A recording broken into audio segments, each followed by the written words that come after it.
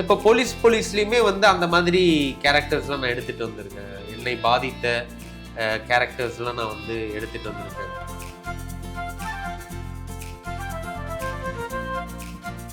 என்னை பொறுத்த வரைக்கும் கண்டிப்பா வாசிப்பு வந்து இருந்தாதான் எழுத முடியுங்கிறது என்னுடைய தீர்க்கமான நம்பிக்கை.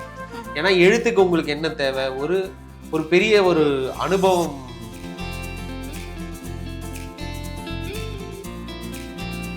இது வந்து ஒரு ஐடியலிஸ்டிக்கான ஒரு போலீஸ் ஸ்டேஷன். போலீஸ் ஸ்டேஷனோட செட்டப்லாம் பார்த்தீங்கன்னா இப்படி தான் இருக்கும். இதில் இருக்கிற மாதிரி ஒரு எல்என்டோ பிரிவு இருக்கும், கிரைம் பிரிவு இருக்கும். அந்த மாதிரி பேசிக்கான விஷயங்கள்லாம் இதில் இருக்கும். எவ்ரிடே காலையில் வந்து ரோல் கால்னு ஒன்று நடத்துவாங்க.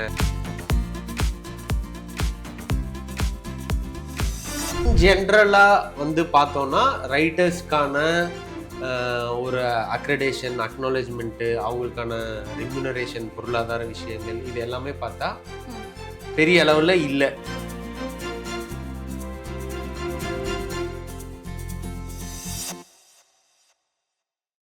உங்க கதையில பெண்களுக்குன்னு ஒரு மிகப்பெரிய முக்கியத்துவமே கொடுத்துருக்கீங்க. இது ஏதாவது படத்துல இல்ல ஏதாவது ஒரு புக்ல இருந்து ரெஃபரன்ஸா எடுத்ததா, இல்ல பெண்களுக்கு கொஞ்சம் போல்டான கேரக்டர்ஸ் கொடுக்கணும் வைக்கணும் அப்படின்னு நீங்களா வச்சு ஆட் பண்ணதா?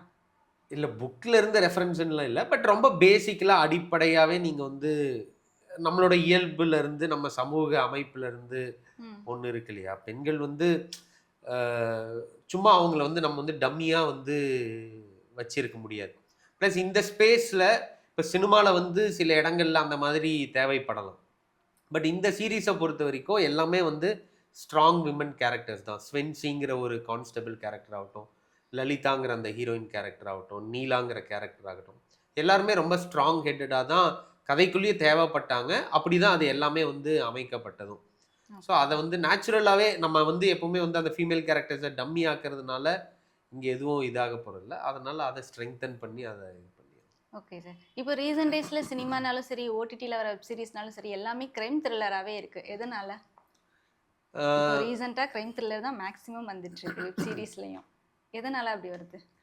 அது வந்து அது ஒரு ஓடிடி வந்ததுக்கு அப்புறம் எனக்கு தெரிஞ்சு நான் என்ன யோசிக்கிறேன்னா, ஆடியன்ஸ்க்கு வந்து அந்த ஒரு இப்போ வந்து ரொம்ப பர்சனலைஸ்டாக இருக்குது. ஒருத்தவங்க வந்து ஒரு ஓடிடியில் ஒரு சீரீஸை பார்க்குறதுங்கிறது ஒரு பர்சனலைஸ்டாக இருக்குது. ஸோ அது அவங்க தனியாக அப்படி ஒரு ரொம்ப பர்சனலைஸ்டாக பார்க்கும்போது இந்த த்ரில்லருக்கான ஸ்பேஸ் வந்து அவங்கள ரொம்ப வந்து அது வந்து அவங்கள வந்து ஒரு இன்ட்ரிகியூயிங்காக வந்து அவங்கள வச்சுக்குது, ரொம்ப என்கேஜ் பண்ணுது, திரும்ப திரும்ப அதை வந்து பார்க்கணுன்னு அவங்கள தூண்டுது. இப்படி பல்வேறு விஷயங்கள் அதில் இருக்கிறனால அதோட மார்க்கெட்டும் வந்து பெருசாக இருக்குது. அப்போ இருந்தே வந்து சினிமாலையுமே வந்து எப்பவுமே த்ரில்லர் படங்களுக்கான ஒரு ஸ்பேஸ் வந்து எப்பவுமே இருந்துக்கிட்டு இருக்கும். நீங்கள் ஊமை விழிகளுக்கு ஒரு பெரிய இது இருக்கும். ஒவ்வொரு காலகட்டத்திலையும் சினிமாலையுமே ஒரு த்ரில்லர் படம் நல்ல எக்ஸிக்யூட் செய்யப்பட்ட ஒரு த்ரில்லர் படம் வந்து என்றைக்குமே வந்து சினிமாவில் வந்து அது ஒரு எவர் கிரீனான ஒரு ஒரு ஹிட் ஜோனில் இருக்கும். பிகாஸ் ஆடியன்ஸ்க்கு வந்து அதில் எல்லாமே இருக்கும். ஒரு த்ரில்லரில் வந்து உங்களுக்கு வந்து ஒரு த்ரில்லரில் யூ கேன் மேக் ஒரு சின்ன சின்ன இடத்துல உங்களை சிரிக்கவும் வைக்க முடியும். ப்ளஸ் உங்களை சீட் நுனியில் உட்கார வச்சு என்ன என்ன என்ன அப்படின்னு சொல்லி யோசிக்க வைக்க முடியும். இன்னொன்று, த்ரில்லர் ஜான்ரா படங்கள்லையோ இல்லை சீரீஸ்லேயோ வந்து ஆடியன்ஸ் உள்ளே வந்து பயங்கரமாக என்கேஜ் ஆவாங்க அந்த சீரீஸ்குள்ளே.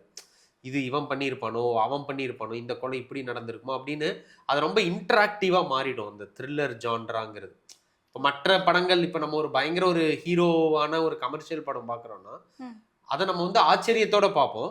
ஓ 10 பேர் அடிக்கிறாரு, இப்படி பண்ணுறாரு, அப்படி பண்ணுறாரு, ஓ இப்படி டான்ஸ் ஆடுறாங்க அப்படிங்கிறத ரசிப்போம், அதை ஒரு என்டர்டெயின்மெண்ட்டாக பார்ப்போம். ஆனால் த்ரில்லர் ஜான்ரால ஆடியன்ஸ் வந்து பயங்கரமாக என்கேஜ் ஆவாங்க. உள்ள ஒரு மர்டர் நடந்துடுச்சு, இதை கண்டுபிடிக்கிறதுக்கு ஹீரோ ஜேர்னி பண்ணுறான்னா இவங்களும் கூடவே வந்து தேடுவாங்க. ஒருவேளை இவன் பண்ணியிருப்பானோ, அவன் பண்ணியிருப்பானோ அப்படின்னு. மேபி அந்த ஃபீலிங் ஆடியன்ஸ்க்கு ரொம்ப பிடிக்கிறதுனால அதனோட இது வந்து வியூவர்ஷிப் அதிகமாக இருக்குன்னு நினைக்கிறேன். சார், சினிமாவில் அண்ட் ஓடிடி பிளாட்ஃபார்மில் ரைட்டர்களுக்கு முக்கியத்துவம் இருக்கா? நீங்கள் இண்டஸ்ட்ரிக்குள்ளே வரும்போது உங்களுக்கு எந்த அளவு முக்கியத்துவம் கொடுக்கப்பட்டது? இன் ஜென்ரலாக வந்து பார்த்தோன்னா ரைட்டர்ஸ்க்கான ஒரு அக்ரெடேஷன், அக்னாலேஜ்மெண்ட்டு, அவங்களுக்கான ரெம்யூனரேஷன், பொருளாதார விஷயங்கள் இது எல்லாமே பார்த்தா பெரிய அளவில் இல்லை இன் ஜென்ரலாக பார்த்தா. பட் என்னுடைய பர்சனல் எக்ஸ்பீரியன்ஸாக கேட்டால், நான் வேலை பார்த்த ஒவ்வொரு இயக்குனர்களும் இப்போ நான் இருக்கக்கூடிய இடம் எனக்கு வந்து அது வந்து ஒரு நல்ல ஒரு ஜேர்னியாக தான் இருந்திருக்கு. எனக்கான மரியாதை, எனக்கான பே, எனக்கான ஸ்பேஸ் எல்லாமே கொடுக்கப்பட்டது. Okay sir. ஆனா இன் ஜெனரலா அப்படிதான் இருக்கான்னு பார்த்தா அப்படி கிடையாது. இன்னும் ரைட்டர்ஸ்க்கான மரியாதை, ரைட்டர்ஸ்க்கான இடம், ரைட்டர்ஸ்க்கான பொருளாதார விஷயங்கள் எல்லாமே வந்து இன்னும் நெறைய இம்ப்ரூவ் ஆக வேண்டியிருக்கு அப்படிங்கிறது தான் என்னோட பாயிண்ட்டா இருக்கு. Okay sir. இப்போ ஒரு எபிசோடுக்கு இல்லனா ஒரு சீரிஸ்க்கு ரைட்டரா வந்தா, ஃபர்ஸ்ட்டு எந்த அளவு சேலரி வரும்? நீங்க எந்த அளவு சேலரி வாங்குறீங்க? அது வந்து டிபெண்ட்ஸ் ஒரு ஒரு இதுக்கும். இப்போ ஓடிடில பொறுத்தவரைக்கும் நம்மளோட எக்ஸ்பீரியன்ஸ பொறுத்து ம். பர் எபிசோட் பேமெண்ட் தான் இங்க வந்து தருவாங்க. ஆன் த ஹோல் அப்படின்றது கிடையாது.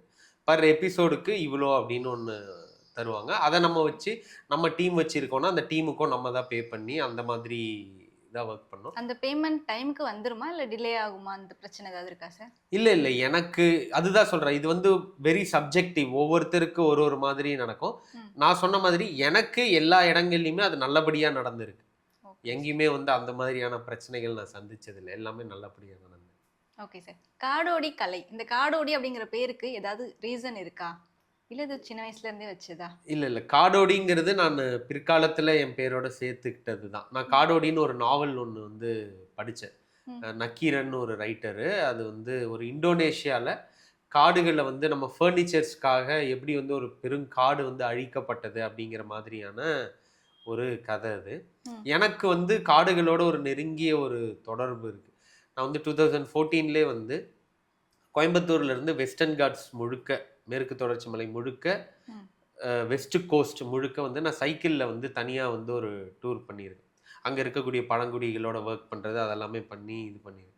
அப்ப இந்த காடோடிங்கிற பேர் வந்து எனக்கு வந்து என்ன ஆயிடுச்சுன்னா, அ அந்த காடோடிங்கிற பேர சொல்லும்போதே, அந்த ஒரு காட்டுல இருக்கக்கூடிய ஒரு மரமும், செடியும், கொடியும், ஒரு ஓடையும், ஒரு இலையும் என்ன அப்படியே அரவணைச்சுக்கிற மாதிரியான ஒரு பேரா அது வந்து இருந்தது. ஸோ, அதனால அந்த பேர வந்து அப்படி வச்சிருக்கேன்.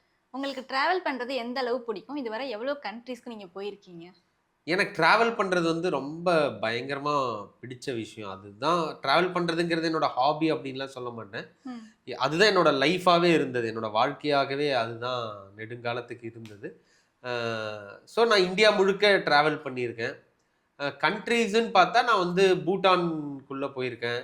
துபாய், யுஏஇ ஃபுல்லா போயிருக்கேன். ஆஃப்ரிக்கால டான்சானியா போயிருக்கேன். ஸோ வெளிநாடுகள்னு பார்த்தா இதுதான். மற்றபடி இந்தியா முழுக்க பரவலா டிராவல் பண்ணியிருக்கேன். Okay sir. நீங்க உங்களோட அந்த டிராவல் பண்ண யூடியூப்ல அப்லோட் பண்ணியிருக்கீங்களா? அத கன்டின்யூ பண்ற ஐடியா இருக்கா? காடோடி கலை டிராவலர் அத? ஆமா. டேல்ஸ் ஆஃப் காடோடின்னு நான் ஒரு யூடியூப் சேனல் ஒண்ணு ஆரம்பிச்சு, ம். ஒரு டிராவல் அட்வென்ச்சர் சார்ந்த விஷயங்கள்லாம் போட்டுட்டு இருந்தேன். நான் டான்சானியா போனது, அங்க கிளிமாஞ்சாரோ கிளைம் பண்ணது, சிம்பன்சிகள் இருக்கக்கூடிய ஒரு இடத்துக்கு போனது அப்படின்னு அத பண்ணேன். பட் அத இன்னும் தொடர்ந்து என்னால பண்ண முடியல. பட் சீக்கிரமே அதெல்லாம் பண்ணணும். பண்ணுங்க சார். அது ரொம்ப நல்லா இருந்துச்சு. ரொம்ப இன்ட்ரஸ்டிங்காவும் இருந்துச்சு பார்க்கறதுக்கு. கண்டிப்பா. நீங்க டிராவல் பண்ணும்போது இந்த கண்ட்ரிக்கு போணும் அப்படின்னு ஏதாவது லிஸ்ட் வச்சிருக்கீங்களா? எதனால அங்கே போணும்? அங்கே உங்கள ரொம்ப இன்ஸ்பயர் பண்ண ஏதாவது ஒரு விஷயம்?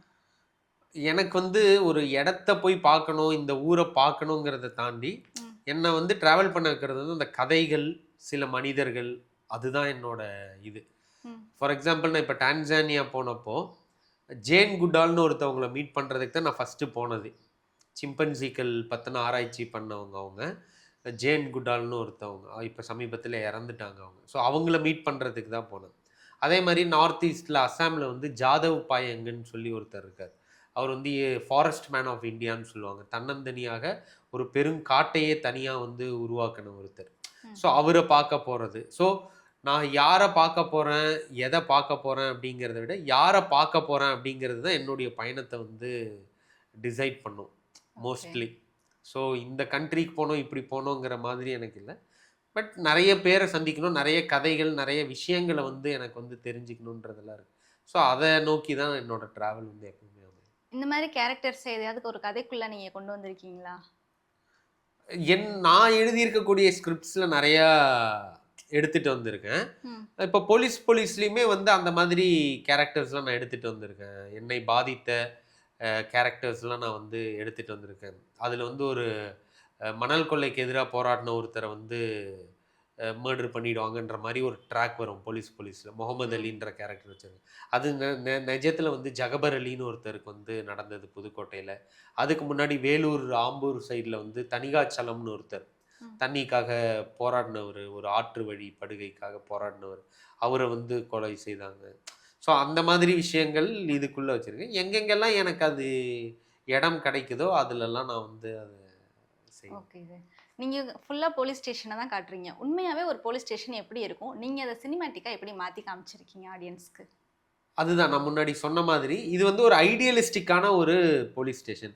இப்போ போலீஸ் ஸ்டேஷனோட செட்டப்லாம் பார்த்தீங்கன்னா, இப்படி தான் இருக்கும். இதில ம். இருக்கிற மாரி ஒரு எல்&ஓ பிரிவு இருக்கும், கிரைம் பிரிவு இருக்கும். அந்த மாரி பேசிக்கான விஷயங்கள்லாம் இதில இருக்கும். எவ்ரிடே காலையில வந்து ரோல் கால்னு ஒண்ணு நடத்துவாங்க.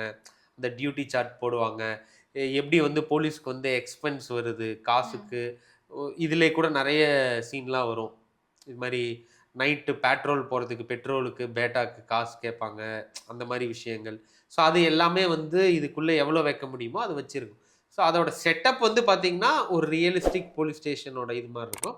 ஆனா, அந்த கதாபாத்திரங்கள் அங்க நிகழக்கூடியது வந்து, இது வந்து ரொம்ப ஐடியலிஸ்டிக்கா இருக்கும்.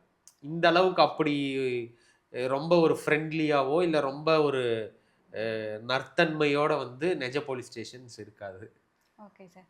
நீங்க ரிசர்ச் பண்ணாத, கதையில இல்லாத ஏதாவது ஒரு போலீஸ பார்த்துருக்கீங்களா? ரியல் லைஃப்ல இப்படி ஒரு போலீஸ் பார்த்தேன்.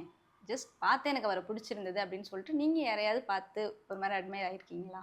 போலீஸ் பார்த்தா இல்ல, இல்ல அந்த இல்லையா? மாதிரி. நெறைய பேர சந்திச்சிருக்கேன், இது பண்ணியிருக்கேன். பட் நான் அட்மையர் பண்ற மாதிரிலாம் நான் யாரையும் கடந்து நான் பெர்சனலா வந்ததில்ல. கண்டிப்பா இருக்கலாம். அது மாரி இருப்பாங்க. ஓகே. பட் நான் பெர்சனலா அப்படி யாரையும் கடந்து வந்ததில்ல. Okay sir.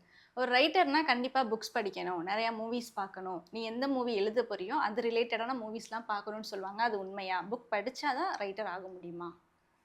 அகைன் அதுவுமே வந்து ரொம்ப ஒரு சப்ஜெக்டிவான விஷயம். என்ன பொறுத்தவரைக்கும் கண்டிப்பா வாசிப்பு வந்து இருந்தா தான் எழுத முடியுங்கிறது என்னுடைய தீர்க்கமான நம்பிக்கை.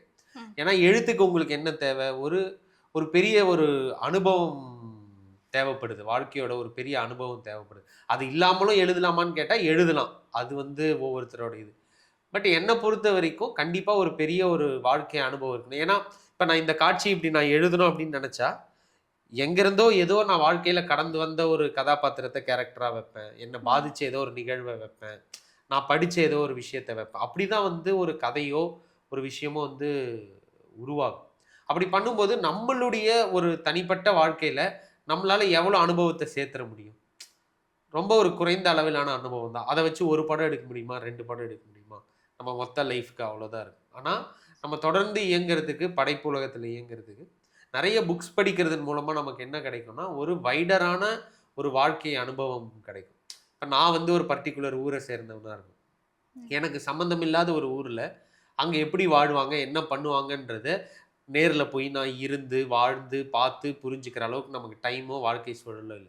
ஆனா, அது சார்ந்த ஒரு 2 புத்தகங்கள் படிக்கும்போது, அந்த வாழ்க்கை எப்படி இருக்கு? அந்த டயலாக்ட் உட்பட அவங்களோட மொழி எப்படி இருக்குன்ற வரைக்கும், ஒரு புக்ல இருந்து நம்ம எடுத்துக்க முடியும். அது எல்லாம் தான் நம்ம வந்து ஒரு படைப்பா மாத்த முடியும். அப்போ வாசிப்புங்கிறது மிக, மிக, மிக அவசியமா வந்து எழுத்துக்கு தேவைப்படும். அதே மாதிரி படங்கள் பார்க்கிறது, அதுவுமே ரொம்ப, ரொம்ப, ரொம்ப முக்கியமான ஒரு விஷயமா இருக்கும். ஏன்னா, at the end of the day நம்ம எல்லாரும் இயங்குறது வந்து ஒரு விஷுவல் மீடியம்ல. வெறும் நாவல் எழுதுறது இல்ல.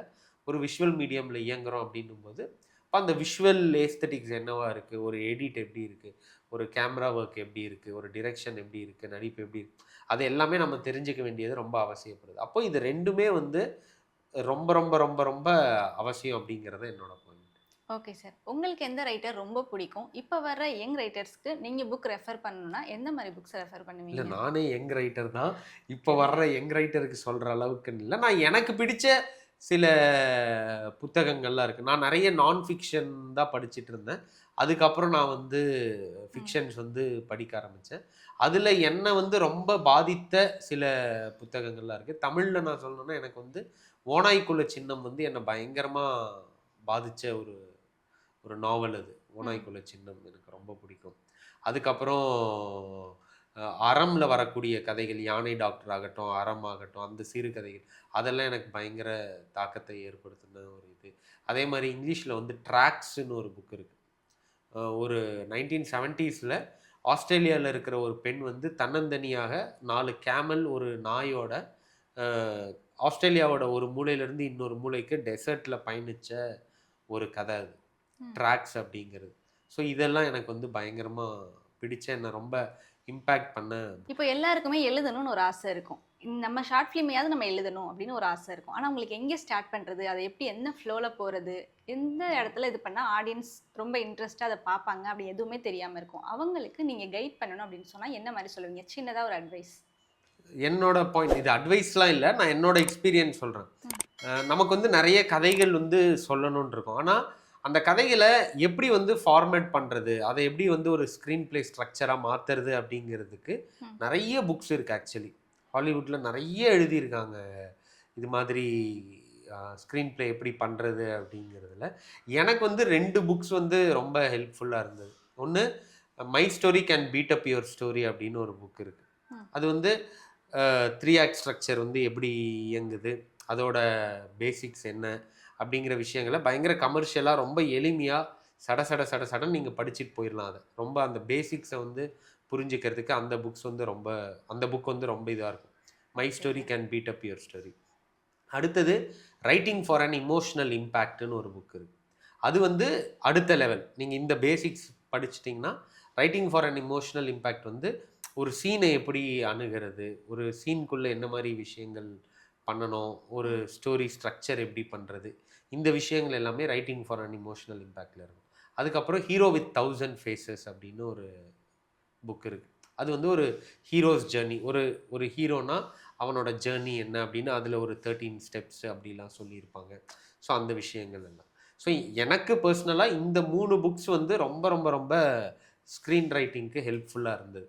ஸோ இது மாதிரி நிறையா இருக்குது. சேவ் த கேட் ஃபார்மேட் சொல்லுவாங்க. இது மாதிரி நிறையா இருக்குது.